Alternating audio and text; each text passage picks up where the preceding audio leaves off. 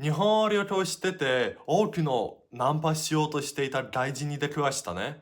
あれはね、みんな結構悲惨な失敗してたんすよ。顔とか見た目のせいじゃなかったし、その中はね、ブラピーにも似ていたやつもおったからな。弱点は日本語やったんすよ。まあ、日本語話せへんっていうわけでもないし、普通にね、その日本語の喋り方がね、モテなかっただけなんすよ。So my name is Tomek. I spent the last 4 years studying Japanese and I spoke to hundreds of people in Japan, practicing my social skills, using my Japanese really. And throughout that time, I've learned that most Japanese learning methods absolutely fucking suck.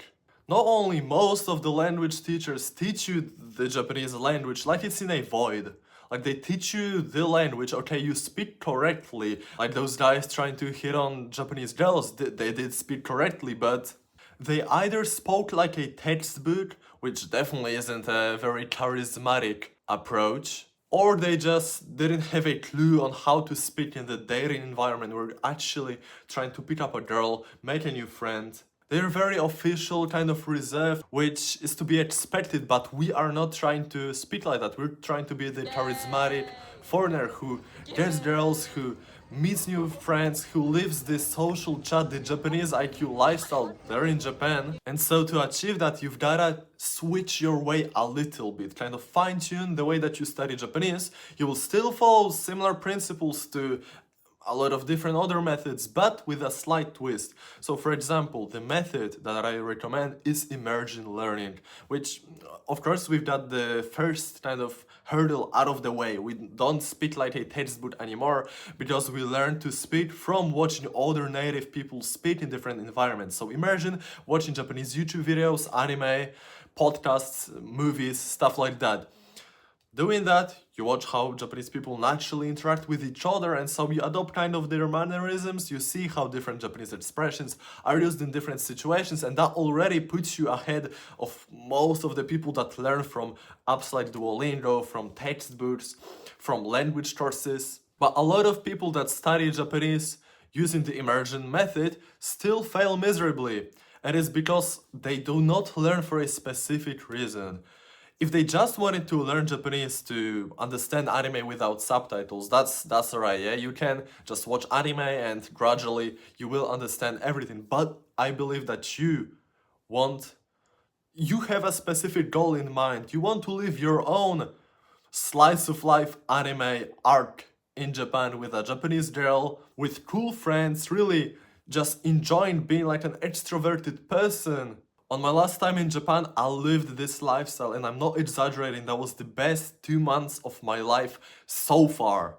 But it wasn't like super easy. I still made a lot of mistakes, and right now I'm teaching you, kind of showing you, okay, there is this stone, make sure don't trip on that stone. How it is that you can learn the tactics of Japanese social life from somebody who's done it, from somebody who's made all of the mistakes possible to right now be able to be in pure flow state in Japan, speaking Japanese. I really think it's an amazing opportunity, and I want to teach you all of that in Japanese IQ. Another thing that can ruin your dating life in Japan as somebody who's learning Japanese is that the action of studying Japanese kind of makes you a loser. Like you're stuck at home, you're not going outside, you're immersing, right? You're watching the videos, but you're still consuming content. It's not very social, it's not very like building your charisma. You're just learning the language, acquiring the language, but it's not building you in any other way rather than just being able to understand and speak Japanese. And so that leaves you antisocial, lonely, kind of introverted. And it is a big disadvantage. It is a problem that we have to take on, a shot that we have to take, but there is a way to fix it. So what I recommend to my students in Japanese IQ program and what I'm doing myself is go on fucking Omegle, Omegle.tv, Discord, whatever, talk to people on there. It's not like internet friendship or internet interactions aren't helpful at all.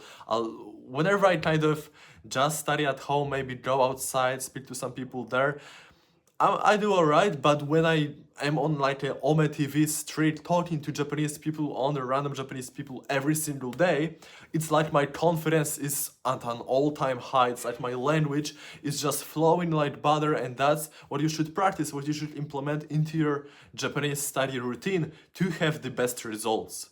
But that's strictly for Japanese practice. You'll mainly practice speaking Japanese after you've been immersing on those apps, on those online kind of conversations. But IRL aspect is also very important. So you don't want to just be like a distort mode, sitting at home like a fucking weeb, just talking to people, kind of doing it to an animated role profile picture. You don't want all of that. You want to take the language aspect from the action of talking online, but you want to practice social skills in real life as well. There is no excuse why you shouldn't do it. Say you go out, you go to the gym, you go to school, you go to work. There will be at least a couple times a week, like an attractive girl. There is no reason why you shouldn't walk up to her, tell her she's pretty. Maybe it will be like a fun experience as well. Maybe you'll go on a date or something. It improves your social charisma so much. And this also correlates perfectly to Japan. It doesn't matter that you're doing it in your native language or like in English, whatever. Because what you learn through these approaches, it's not really about the way that you speak. It's not really about what you say if you don't sound like a complete weirdo. It's mostly about the energy that you have, the way that you speak, your body language, and that translates perfectly to Japanese. So if I took like a weeb, like a complete fucking gooner, and taught him all of the perfect Japanese pickup lines, placed him here in the middle of Shibuya, Tokyo, and told him, alright, go approach that girl, and he actually would, he had the courage, he went up, speak to her, she'd be fucking turned off, creeped out, fucking pepper spray his ass, rah, like this. Because he just have these weird mannerisms about him that make him unpleasant to be around. You've got to fix that, get rid of that kind of outer shell of an introvert by actually going out there, experiencing life, talking to people, giving people compliments, getting into small talk at school, at work. This should really be like a habit. I hate it that this isn't like a common thing that everybody does. Like, I walk through my city, nobody's going to approach me. Of course, I do it. I speak to a lot of people outside. I practice my social skills every single day. But I'd love for it to be easy, right? You'd love to have like a fun, energetic person come and speak to you, like brighten up your day.